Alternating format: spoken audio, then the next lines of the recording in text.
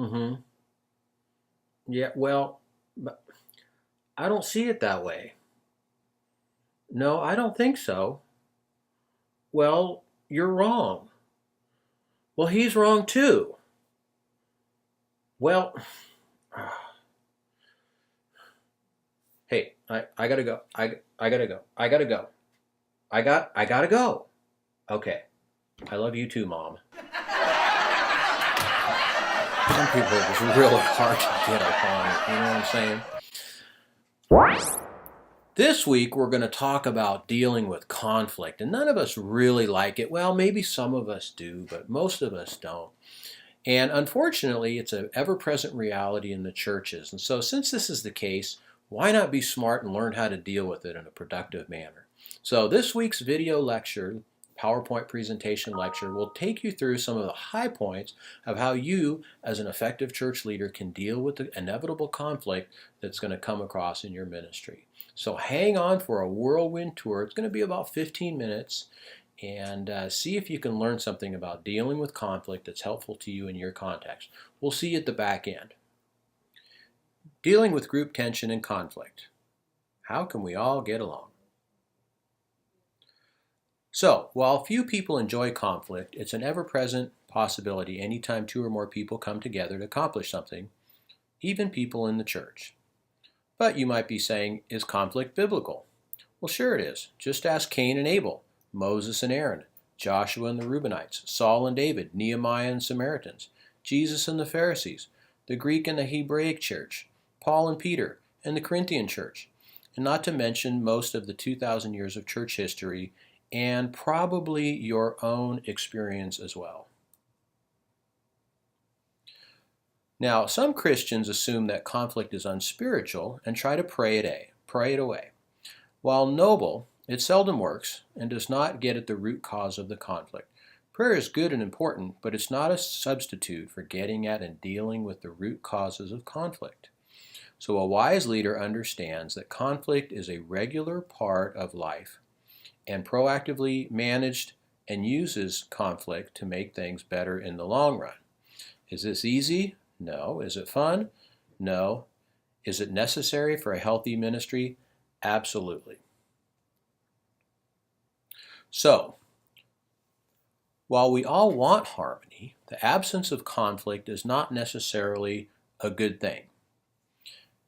Consider, a persistent lack of conflict could indicate that the group members don't care enough, that they're apathetic, or that the group members are intimidated, and that means that they're afraid, or they feel unsafe. There might be a lack of cohesion, or the group members are just not open. There's a lack of trust. There can be a false harmony that comes when people don't care enough or are afraid to express their true thoughts on issues. Excessive suppression of different views can lead to groupthink, where everyone says and thinks according to what is accepted by the group, regardless of whether it is good or not.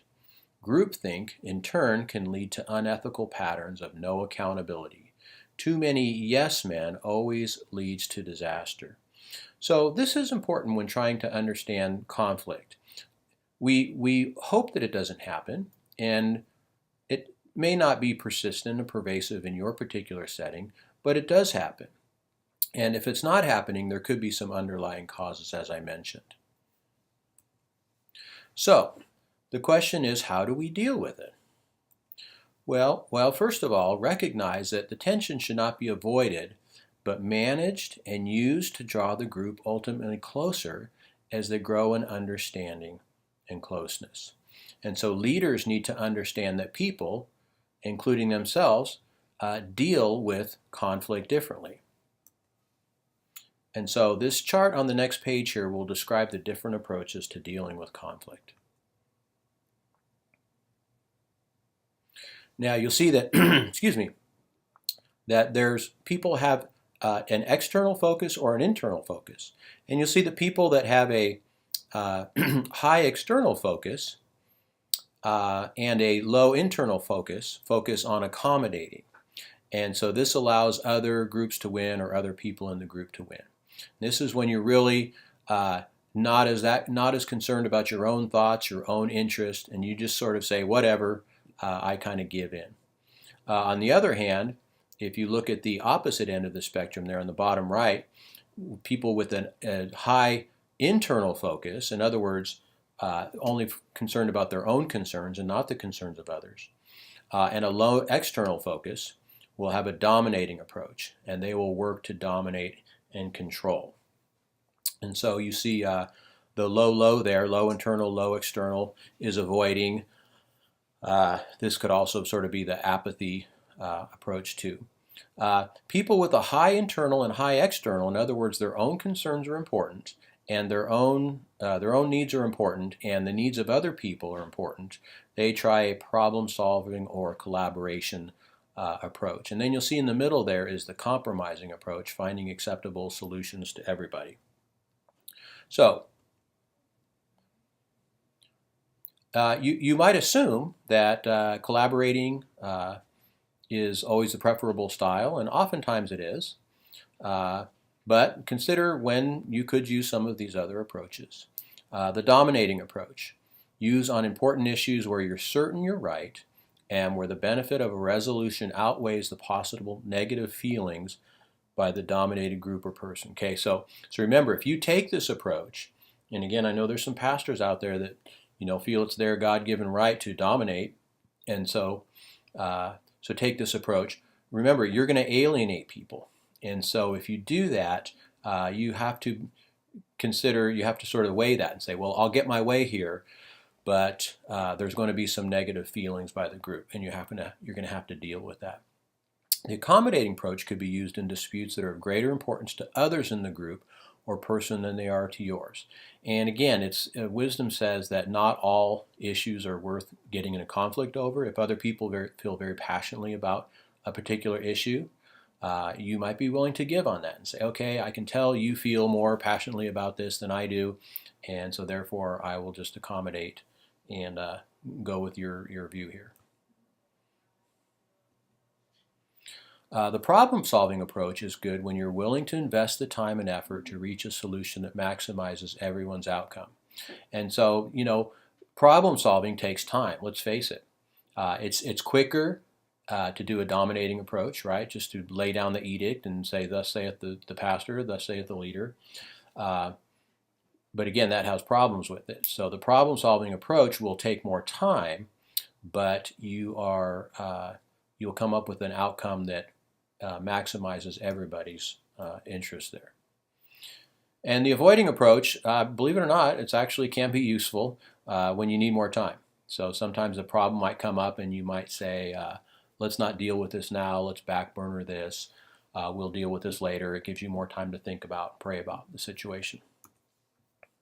And then the compromising approach is a good backup when other approaches fail to resolve the issue, when you might have to give up some of your convictions or beliefs on an issue in order for other people to feel good. So let's talk about cooperation here, which is an important approach. And we know from Philippians 2:4, the Word of God says, each of you should look not only to your own interest, but also to the interest of others. And I believe this is actually true for leaders in the church as well. So the conflict resolution process must become a cooperative problem-solving process in which the conflict is the mutual problem to be resolved cooperatively. Competition can cause a struggle in which both parties lose. Attempting to win the battle may cause you to lose the war. So the results of a cooperative approach, if you make yourself go through a healthy conflict resolution process, you will develop an open and honest culture where people and their opinions are valued. Even when we don't win, we all want to be heard. And I think this is important. You have to sort of take a long-term perspective on these things. And perhaps you are within your right to make the decision. Perhaps you feel 100% confident that this is the best thing. If you take a dominating approach and you don't go through a healthy conflict resolution process, you may win that battle, but you may not develop the kind of culture that you want, the kind of culture where people feel that their opinions are valued, where they feel free and open and respected to voice their point of view. And if you furthermore, if you adopt the dominating approach, in time people will learn that this is not the kind of place where I can express myself, and they will begin to, they'll stifle their feelings, they'll stuff their opinions, and that's not healthy because you're not getting the benefit of what they can contribute. And furthermore, you're going to end up losing a lot of talented people, creative and motivated, well-meaning people, because they realize there's no place for them because the leader's position is to simply make decisions and dominate conflict. Next point here is you'll gain the benefit of many points of view. Well, I just sort of said that. And you'll prevent the stuff and bury it pattern that hurts feelings. And again, this is unfortunately very common in churches. And a lot of church people, for the sake of, quote, harmony, will stuff their feelings and opinions, but they don't go away. It's when you sweep things under the rug, eventually somebody is going to trip over the bump that creates in the rug, right? So just a little metaphor. You can only sweep things under the rug so long before they begin to catch up with you. So the leader's job isn't to avoid or dominate, but rather to manage the tension that conflict creates. Okay, so here's some ideas and some tips for this. First of all, allow and don't stifle conflict. Give people permission to be honest. And again, if you're a strong type of leader, people may have such a high respect for you and your opinion and defer to you that they might not really feel free. So if you want the type of culture where people do express their opinions and you want people to feel heard and to have voice, then you might have to tell them, say, look, this is my opinion, but I really want to hear from all of you on this as well. So give people permission and don't feel like you have to dominate. Next is avoid sweeping issues under the rug. Eventually someone's going to stumble over the bump. All right, I already said that one. This is an important point here. Avoid being the hero and solving people's problems. Don't allow your personal codependent issues to force everyone to be okay. And again, I think there's some in ministry who sort of feel like it's their responsibility to make sure that everybody gets along, that everything is smooth, that there's no conflict.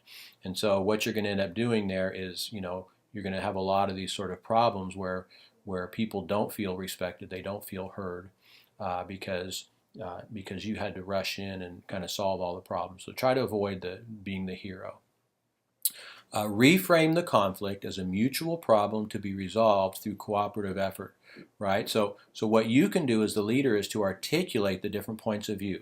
Okay, so John is saying this and Mary is saying this. Here is what I'm seeing. Here is the different points of view, the different perspectives that I'm hearing. Help members to become collaborators in the solution. So don't allow people to avoid, to duck, to dodge, to hide, to run. Say, look, we got to solve this together. I value everybody's opinions, and we're all in this together to come up with a good solution. Develop ground rules for conflict early on in the team formation process. And again, this is really a healthy approach, is to say, all right, inevitably conflicts are going to rise, and when they do, here's what we're going to do. Right, and there's some ground rules that you can lay out in terms of how you're going to deal with the conflict. Know your own hot buttons and the hot buttons of others. And along with that is use high emotional intelligence skills to spot issues early on, right?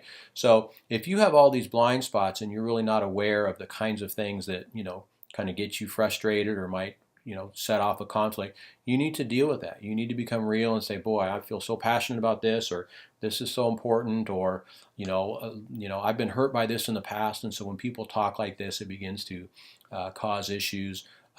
Maybe you're not a conflictual type of person, but maybe rather you avoid situations. And let's face it, if something comes up that's, reminds us of a painful issue in the past, we might avoid that. We might run from it. And again, that's going to cause, conflict eventually because we're not really dealing with the root issue. Keep conflict on issues, not on people. Right? So you don't want people saying, well, Bob always does this, John always does this, Mary always does that, and she's such a, so-and-so, right? You need to kind of bring the objectivity to the group and say, okay, look, we're not going to focus on these people, right? When none of us are perfect, but let's talk about what the real issues are. Articulate them, perhaps write them down so you get some real clarity. And understand what drives each person. What is the passion that brings them to this point of view? And this is important because behind everybody's argument, behind their point of view that makes them kind of dig in, there's something there. There's something that's causing them to fight for this, something they feel that is very important, right? So try to figure out what that is. Because if you can get to that root cause of what's driving them, then maybe you can come up with a solution that takes that into consideration and that values them. And even if in the end of the day, people don't get their way on things, knowing that what's important to them has been heard and has been validated, man, that goes a long way.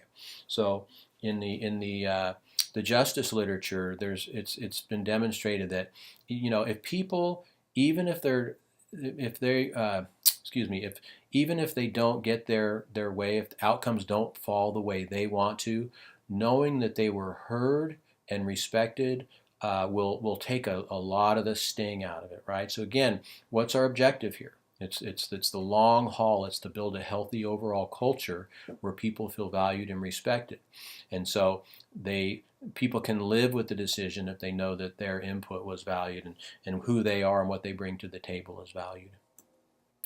Well, I hope you enjoyed that. I know there was a lot there.